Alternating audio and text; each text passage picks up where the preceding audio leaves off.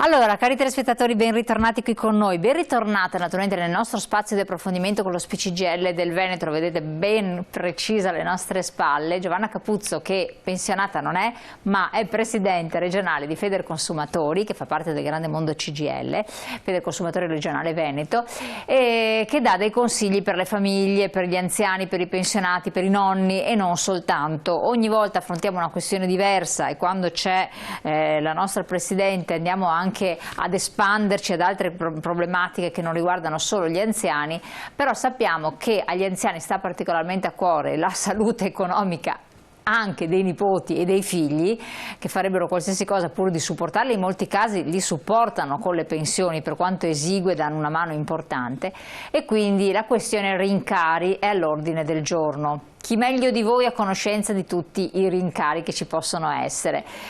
Allora, affrontiamo il capitolo scuola, incominciamo, visto che la scuola è incominciata, almeno si spera che vada avanti. Sì, la scuola sta cominciando, la scuola è cominciata con qualche difficoltà, perché abbiamo visto insomma qualche difficoltà organizzativa, perché molti istituti attualmente non hanno ancora un organico completo e quindi non riescono ancora ad andare a regime, quindi parliamo ancora di parecchie scuole che hanno ancora degli orari provvisori e non si sa quando si rientrerà, tra virgolette, nella normalità. Però accantonato questo, uno dei problemi che noi abbiamo affrontato già diciamo prima dell'inizio del suonare della prima campanella, diciamo così, era uno studio che abbiamo fatto per lo più a livello nazionale, dove però abbiamo verificato che quest'anno, anno che ricordiamo essere particolarmente difficile per molte famiglie, ovviamente a seguito delle ovvie ragioni e ricadute dovute ovviamente dalla situazione pandemica, si sono trovati ad affrontare per poter mandare i propri figli a scuola. Secondo i calcoli che noi abbiamo fatto, soprattutto per le famiglie che hanno i figli che si apprestano al primo ciclo di studi, elementari ma soprattutto medie e superiori, avranno la necessità o hanno avuto la necessità di sborsare indicativamente per figlio circa 540 euro solamente per l'acquisto del kit scuola. E come kit scuola ovviamente non mi riferisco alla questione libri, vocabolari, apparati tecnologici, ma solo il kit necessario per poter frequentare le lezioni. Astucci, cartelle, quaderni, pennarelli, diario e tutto quello che chiaramente nell'arco poi di tutto l'anno scolastico. Quindi a questo si devono aggiungere i libri? Assolutamente sì. Quindi è una spesa di fatto base e che per lo più anche in questo caso, un po' come abbiamo parlato in altre occasioni, non può beneficiare di alcun bonus, perché i bonus che mettono in piedi i comuni piuttosto che le regioni riguardano per lo più l'acquisto di libri scolastici o piuttosto le rette scolastiche, ma raramente riguardano l'acquisto dei kit scuola. Solo in alcuni casi abbiamo visto che alcuni comuni fanno degli accordi con qualche cartolibreria o qualche venditore di questi prodotti di cartoleria per trovare una sorta di kit a prezzi calmierati, però per esempio attualmente abbiamo visto che pare non ce ne siano, quindi le famiglie devono autonomamente andare alla ricerca ovviamente del prezzo più conveniente per poter acquistare insomma questi beni che di fatto sono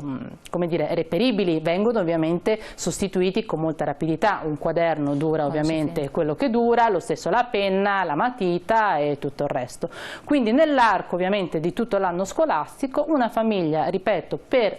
figlio avrà un esborso di circa 540 euro, che è una spesa molto molto importante. Esatto, questa è una cosa, fate bene a sottolinearlo, perché tra l'altro c'è anche il grembiule, poi ma esatto, c'è tutta una serie ovviamente di costi, gli zaini che già quelli costano in sé per sé, per carità non si cambiano ogni anno, però insomma oltre che l'abbigliamento che i ragazzi crescono, i bambini crescono come funghi, per cui c'è bisogno di rinnovare l'abbigliamento, quindi la spesa figli in generale diventa molto molto onerosa. Tanto più perché, come dicevamo in premessa, questa è solo una parte dei costi effettivi per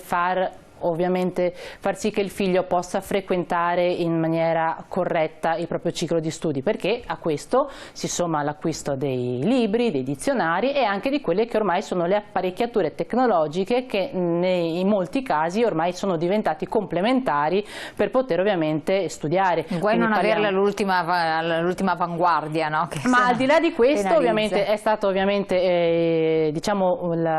l'esperimento, se così possiamo chiamarlo, quello dell'anno scorso, quando i figli erano in DAD, dove ovviamente la possibilità di frequentare le lezioni a distanza era vincolata al possesso di un dispositivo che ovviamente consentisse la connessione, oltre al dispositivo, i programmi adeguati, una connessione adeguata, e sono tutti i costi che ovviamente devono essere messi insieme per considerare qual è effettivamente il costo che una famiglia deve accollarsi per poter far godere del diritto allo studio del proprio figlio, motivo per il quale noi abbiamo sostenuto che anche in questo caso è necessario intervenire soprattutto a favore e a sostegno delle famiglie più deboli, perché tanto più un problema di natura economica o piuttosto sociale deve in qualche modo intaccare il diritto allo studio di ogni persona. Assolutamente,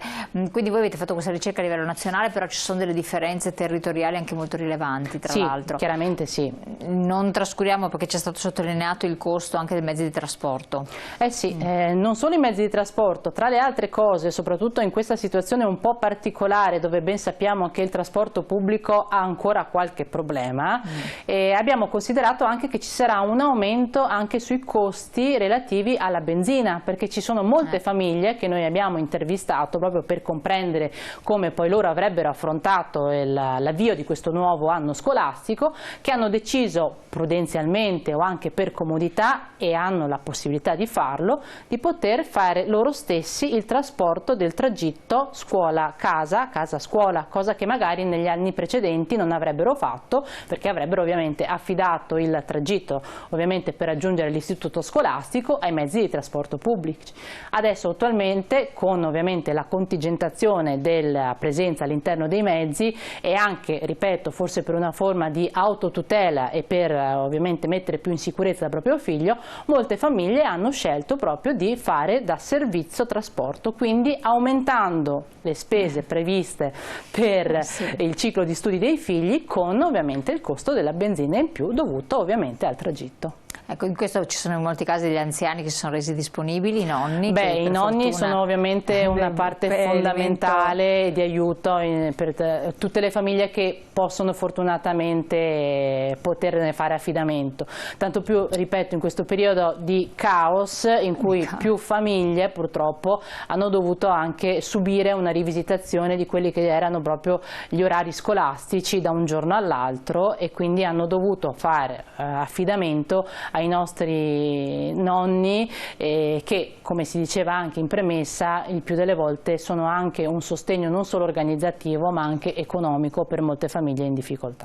Perfetto, allora aumenti, abbiamo accennato al discorso delle scuole, però gli aumenti sono un po' indiscriminati, preoccupano tantissimo quelli energetici, appunto il carburante eccetera. Voi come associazione consumatori che cosa avete anche qui analizzato, riscontrato, e cosa riuscite a fare, o vi sentite anche di consigliare? Allora, la questione è molto delicata e particolare. La preoccupazione è che in questo periodo storico, che potevamo considerare insomma di avvio di ripresa, è arrivata ovviamente la notizia di questa batosta sull'aumento dei costi delle materie prime, di energia elettrica e del gas, e di tutti gli aumenti che indirettamente questi rincari ovviamente causeranno. Era già stato detto in una puntata precedente che già insomma la situazione italiana per molte famiglie, parliamo di 2,3 milioni di utenti, è precaria. Sono praticamente persone che vivono in povertà energetica, non hanno quindi le possibilità economiche di poter far fronte in maniera dignitosa ed adeguata al proprio riscaldamento, al proprio raffrescamento, se così si può dire, o all'utilizzo solamente degli elettrodomestici. Quindi diciamo che questa situazione, o perlomeno l'annuncio che è stato fatto di questi importanti rincari, laddove il governo non dovesse provvedere in maniera importante e diciamo anche in maniera a lungo termine, quindi non solamente per quanto riguarda questa che potremmo chiamare un'emergenza, ma con ovviamente interventi di detassazione che siano appunto strutturali e definitivi, in modo tale che ci siano delle effettive calmierazioni ed abbassamenti sensibili per quanto riguarda ovviamente poi il prezzo finale che l'utente va a pagare nella sua bolletta dell'energia elettrica piuttosto che del gas o della benzina. Che poi tra l'altro è rimasto in sospeso, non se lo tira fuori adesso perché sennò scoppia veramente l'agitazione generale. C'è anche il discorso dell'IVA? C'è anche il discorso dell'IVA, soprattutto in alcuni casi noi abbiamo un'IVA che viene di fatto applicata anche sulle tasse, quindi abbiamo una tassa su tasse. Quindi è chiaro che è necessario riformulare completamente il sistema di tassazione di queste risorse energetiche, non solo perché ovviamente i rincari che possiamo vedere dalla nostra bolletta sono derivanti da voci che in alcuni casi sono proprio obsolete e potrei anche definire inutili, però vanno a gravare in maniera comunque consistente su quelli che sono poi i bilanci familiari, sui quali ovviamente in maniera probabilmente ancora più importante adesso le famiglie devono far conto, perché appunto con i rincari che abbiamo detto prima della scuola, li sommiamo ai rincari delle bollette della luce e del gas, li sommiamo agli aumenti indiretti che ci saranno per gli aumenti dei costi di produzione, distribuzione e quant'altro, è chiaro che a spanne noi abbiamo fatto indicativamente una stima di un aumento annuo di oltre 1.200 euro per famiglia, che per molte famiglie cominciano a essere delle cifre decisamente insostenibili. Secondo voi ci sono delle aperture per quanto c'è delle possibilità che rivedano certe cose? Oppure allora, secondo le dichiarazioni che appaiono insomma, in questi giorni, il ministro Cingolani ha già comunicato che sono al lavoro e in teoria nel prossimo Consiglio dei Ministri dovrebbero appunto discutere sulla rivisitazione proprio della tassazione che attualmente è in vigore su queste fonti energetiche. È chiaro che la situazione però era già stata in qualche modo calmierata nel precedente trimestre, dove appunto gli aumenti erano già stati in qualche modo abbattuti da un precedente intervento governativo, però è chiaro che un aumento così importante, molto probabilmente inaspettato per tutti, deve ovviamente richiedere un ulteriore intervento probabilmente molto più massiccio e ripetiamo strutturale. Assolutamente. Allora, queste sono sempre cose che fanno riflettere, fanno star male, perché poi non è mai finita sostanzialmente, è mai finita. Quali sono le questioni che sono emerse in particolar modo in questo periodo estivo, le problematiche più frequenti, per le quali vi sentite come associazioni consumatori di dare delle raccomandazioni calorose ai nostri telespettatori e quindi allora, cittadini? Sì, cambiando un po' argomento, quindi non parlando più della questione dei prezzi, diciamo che i problemi che ci sono stati messi all'attenzione quest'estate sono stati quelli relativamente alle truffe bancarie e anche assicurative, purtroppo. Ci sono infatti anche assicurative. Purtroppo diciamo, l'avanzamento tecnologico ha molti lati positivi da una parte, ma anche molti lati oscuri e molti lati negativi dall'altra. Noi abbiamo visto purtroppo un utilizzo ovviamente improprio e ovviamente dannoso da parte appunto di fantomatici o agenti, in questo caso per quanto riguarda le assicurazioni, o finte banche, ovvero banche che si fingono di essere una banca reale, utilizzando ovviamente i mezzi tecnologici per far sì che il povero consumatore cada nella trappola e sia ovviamente indotto a credere che chi lo contatti sia effettivamente la propria filiale piuttosto che il proprio agente assicurativo, e quindi alla fin fine si trova o una decurtazione di soldi dal proprio conto, oppure, come in uno dei casi che ci è successo purtroppo di recente, il pagamento effettuato di un premio assicurativo per ovviamente l'RC auto, quindi l'assicurazione è quella proprio base che è necessaria per poter utilizzare il proprio mezzo, effettuato secondo appunto i dati che abbiamo a disposizione verso il proprio agente. Abbiamo poi scoperto che la polizza che comunque è stata inviata era una polizza falsa. L'agente non era la persona che l'interlocutore, che il nostro associato pensava fosse, ma era una persona che in qualche modo era riuscita a venire in possesso dei dati e del numero del telefono dell'agente, e spacciandosi per questo è riuscito a fatto truffare il nostro associato, che purtroppo, oltre al danno della perdita economica, si è trovato impossibilitato a utilizzare l'auto perché di fatto era scoperta dall'assicurazione minima necessaria. Allora, cosa fare in questi casi? Allora, quello che noi che consigliamo sempre intanto è portare la massima attenzione, soprattutto stare attenti, molto attenti a dei piccoli segnali e diciamo a quei piccoli errori, piccoli o grandi errori che questi truffatori commettono. Bisogna sempre stare attenti alla richiesta che ci viene fatta per rilasciare dati, soprattutto dati di natura personale e dati bancari, o soprattutto i dati diciamo che in qualche modo possano consentire a chiunque di accedere al nostro conto corrente piuttosto che alla nostra carta di credito o comunque ai nostri risparmi.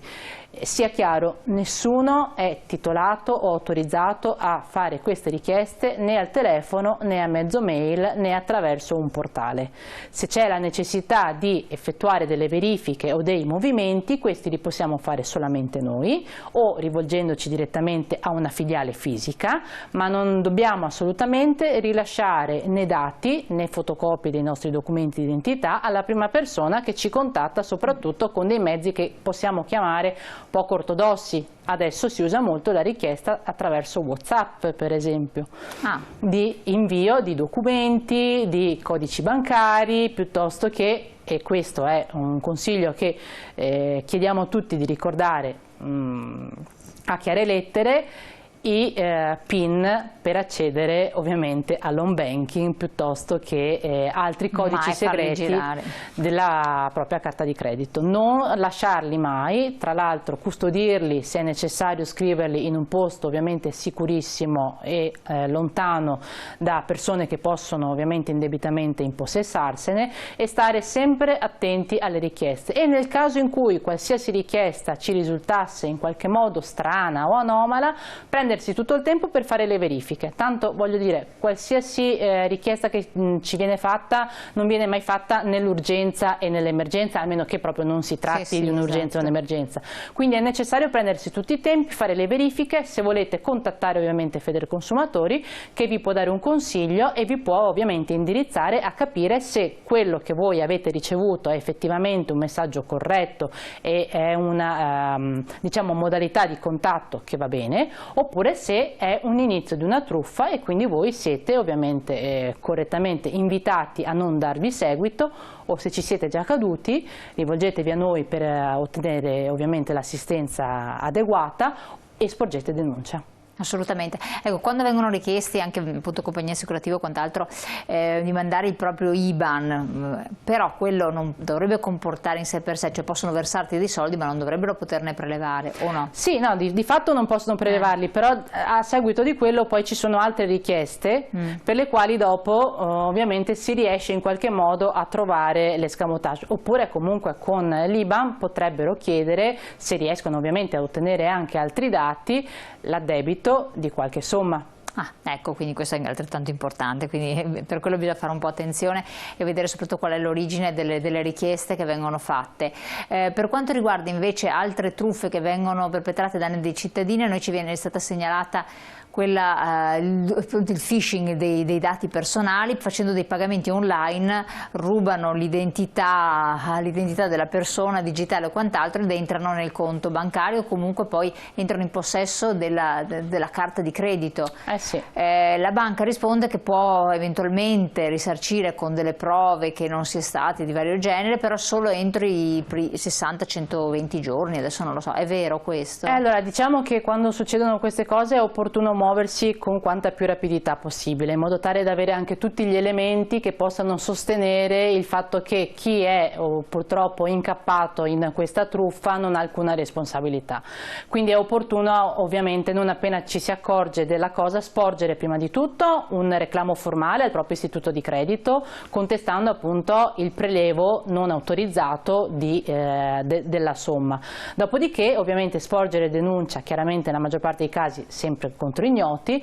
per far sì che ovviamente anche le forze dell'ordine intraprendano il loro percorso di verifica relativamente appunto a queste forme di raggiro e di truffa, e dopodiché nel caso in cui la banca non dovesse accogliere la richiesta, perché ovviamente è molto difficile che loro ammettano subito che ci sono delle falle insomma nella gestione da parte loro dei propri sistemi informatici, è possibile ovviamente ricorrere eventualmente all'arbitro bancario finanziario per vedere la definizione ovviamente nel 99% dei casi anche positiva gravità della situazione. Quindi c'è questo arbitro bancario finanziario a cui